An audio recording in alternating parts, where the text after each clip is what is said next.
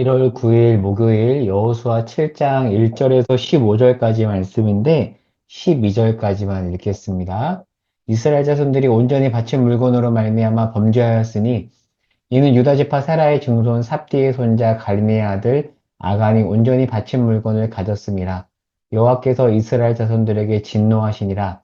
여호수아가 여리고에서 사람을 베델 동쪽 베다인 곁에 있는 아이로 보내며 그들에게 말하여 이르되 올라가서 그 땅을 정탐하라 하매 그 사람들이 올라가서 아이를 정탐하고 여호수아에게로 돌아와 그에게 이르되 백성을 다 올라가게 하지 말고 2, 3천 명만 올라가서 아이를 치게 하소서. 그들은 소수이니 모든 백성을 그리로 보내어 수고롭게 하지 마소서 하므로 백성 중 3천 명쯤 그리로 올라갔다가 아이 사람 앞에서 도망하니 아이 사람이 그들을 36명쯤 쳐 죽이고 성문 앞에서부터 스바림까지 쫓아가 내려가는 비탈에서 쳤으므로 백성의 마음이 녹아 물같이 된지라. 여호수아가 옷을 찢고 이스라엘 장로들과 함께 여호와의 궤 앞에서 땅에 엎드려 머리에 티끌을 뒤집어 쓰고 저물도록 있다가 이르되 슬프도소이다 주 여호와여 어찌하여 이 백성을 인도하여 요단을 건너게 하시고 우리를 아모리 사람의 손에 넘겨 멸망시키려 하셨나이까. 우리가 요단 저쪽을 만족하게 여겨 거주하였다면 좋을 뻔하였나이다.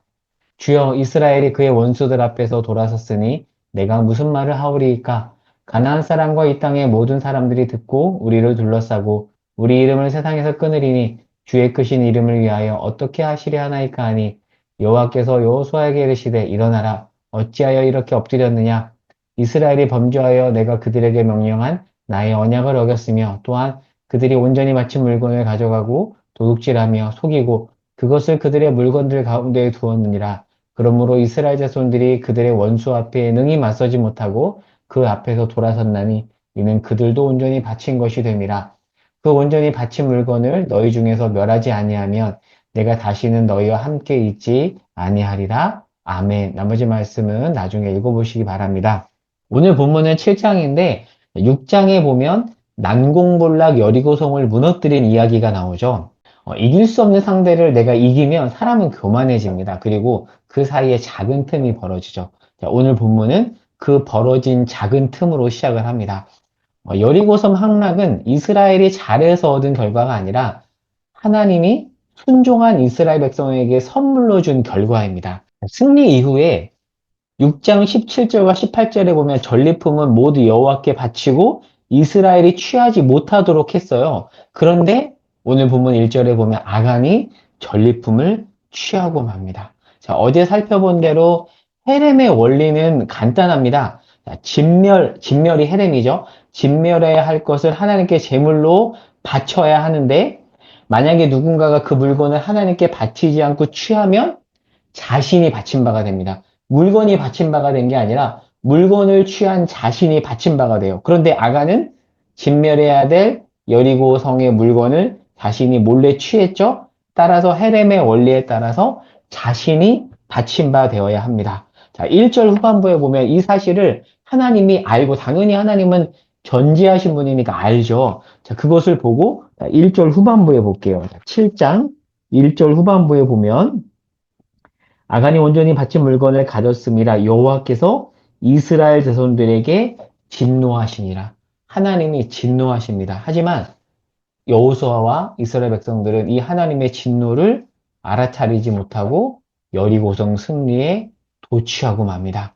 그림을 보면서 설명드릴게요. 자, 아간의 범죄와 하나님의 진노에 대해서 1절에서 기술한 이후에 2절부터 작은 성, 아이 같은 약간 한글식 워드플레이인데요. 물론 히브리어에서는 아이가 한국의 아이의 뜻은 아니지만 한국식으로 그냥 워드플레이 하는 겁니다.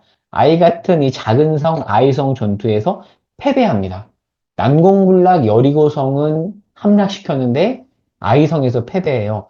여리고성은 이거보다 훨씬 컸거든요. 그런데 아이성은 이렇게 낮고 작습니다. 그런데 이 성에서의 전투에서 이스라엘이 패배합니다. 자, 이스라엘에게 있어서 지금 하나님은 안중에도 없어요. 자, 2절에 보면 중요한 차이점이 등장하는데 여리고성 전투 때는 여호수아가 아침에 일찍 일어나서 하나님 앞에 기도했어요. 하나님께 묻고 정탐을 보냈는데 지금 아이성 전투에서 보면 여호수아가 하나님께 물었다라는 표현이 없습니다. 정탐하고 바로 공격 명령을 내려요. 자, 3절에 보니까 그 이후에 정탐꾼들이 여리고성에 비해서 아이성이 너무 작으니까 얕보고 아이고 몇 명 안 가도 충분히 이길 수 있을 거라고 보고 소수를 보냈는데 오히려 패배하고 맙니다. 여리고성에 비해서 아이성은 군인도 굉장히 적었거든요. 그런데 여기서 지단이 깜짝 놀란 거죠. 여호수아에게도 잘못이 있습니다. 승리에 도취되어서 공동체 안에 있었던 범죄도 놓치고 하나님께 기도하지도 않았습니다. 기도한다는 것은 하나님을 의지한다는 것이고 하나님만을 바라본다라는 건데 하나님을 바라보지 않았다라는 겁니다. 다행히 패배 이후 깨닫죠. 사람은 그렇습니다. 실패를 통해서 깨닫죠. 아, 내가 하나님 의지하지 않았구나.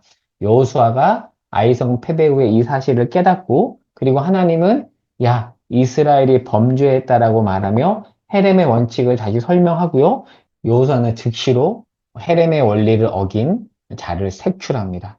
자, 근데 중요한 표현이 유심히 관찰했을 때 우리가 이제 보이는데요. 자, 11절에 보면 아간의 죄를 이스라엘의 죄라고 말해요. 개인의 죄야, 아간이 잘못했다라고 하지 않고 이스라엘이 범죄했다라고 해요. 오늘 본문에서 보면 그 표현이 계속 나오거든요. 아간의 죄라고 하지 않고 이스라엘의 죄라고 해요.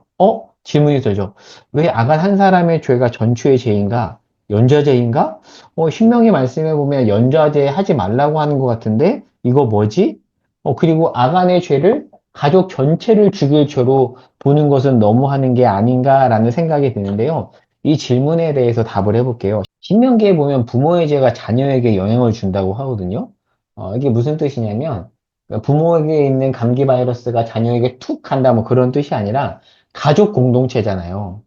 오늘날처럼 이렇게 개인화된 사회가 아니라 가족끼리 긴밀히 연결되어 있는 사회였습니다. 그 사회에서 가족 공동체 한 사람의 죄는 영향을 줄 수밖에 없는 겁니다. 자, 아간이 헤рем해야 될 물건을 갖자 그 영향력이 가족뿐만 아니라 이스라엘 전체에 영향을 준 것이죠. 그래서 공동체에 영향을 미치는 그 죄를 제거할 수밖에 없었던 것입니다. 이렇게 이해해야 되고요. 그리고 어떤 학자는 이렇게 설명하기도 합니다. 여호수아가 포로기 이후에 편집된 책이라면 물론 이전에 쓰여진 책이지만 이후에 편집이 완성된 책이라면 그래서 포로기 이후 백성에게 전달할 목적으로 쓰여진 책이라면 포로기 이후 공동체가 재건이 되어야 되잖아요. 공동체 재건에 있어서 한 사람 한 사람의 책임 있는 삶이 공동체 전체의 존폐를 가늠하게 할 만큼 중요하다라는 것을 보여주는 겁니다. 공동체가 무너져서 재건해야 되는데 한 사람 한 사람이 책임 있게 삶을 살아야지만 공동체가 일어설 수 있잖아요. 근데 한두 사람이 무너져 버리면 그게 마치 깨진 유리창의 원리처럼 전체에 영향을 준다는 거죠. 깨진 유리창의 원리 아시죠? 깨진 유리창 하나를 방치하니까 그 지점을 중심으로 범죄율이 높아졌다라는 게 깨진 유리창의 원리잖아요. 그거와 유사하다라고 볼 수가 있습니다. 이렇게 이 질문에 대해서 답을 해볼 수가 있습니다. 오늘 말씀을 정리하고 적용해 볼게요. 여리고성과 아이성을 비교해 보겠습니다. 여리고성 승리와 아이성 패배를 비교해 보는 건데요. 난공불락 여리고성은 하나님과 함께함으로 가볍게 정복했습니다. 하지만 아이 같은 작은 아이성은 이스라엘을 괴롭히죠. 왜요? 아이성 전투 때는 하나님과 함께가 아닌 자기 힘으로 나아갔던 것이죠. 여러분, 우리는요, 우리 힘만으로는 아이성조차 무너뜨릴 수 없는 연약한 자들입니다. 이스라엘이 이것을 보여주잖아요. 앞으로 가나안에서 이스라엘은 여리고든 아이든 어떤 성을 만나든 어떤 상황을 만나든 자기 힘만으로는 작은 것조차 무너뜨릴 수 없는 하나님을 의지해야만 살 수 있는 존재라는 것을 기억하고 살아야 돼요. 자, 이 원리가 오늘날 우리에게도 그대로 적용됩니다. 우리는 우리 힘만으로는 아이성조차 무너뜨릴 수 없는 자이지만 하나님과 함께 한다라면 여리고성도 무너뜨릴 수 있습니다.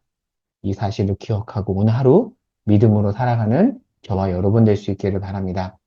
기도 제목 첫 번째 이렇게 적어놨죠? 우리 힘으로는 아이성조차 무너뜨릴 수 없는 자임을 기억하겠습니다. 그렇게 기억하고 오롯이 바보같이 하나님만 의지하며 살아갈 때 그 주님이 주시는 은혜를 마음껏 누리는 오늘 하루 되시기 바랍니다. 기도하겠습니다. 하나님, 우리는 우리 힘만으로는 아이성조차 무너뜨릴 수 없는 자들입니다. 하나님만 의지합니다. 하나님만 바보같이 바라봅니다. 은혜를 주시옵소서. 예수님의 이름으로 기도합니다. 아멘.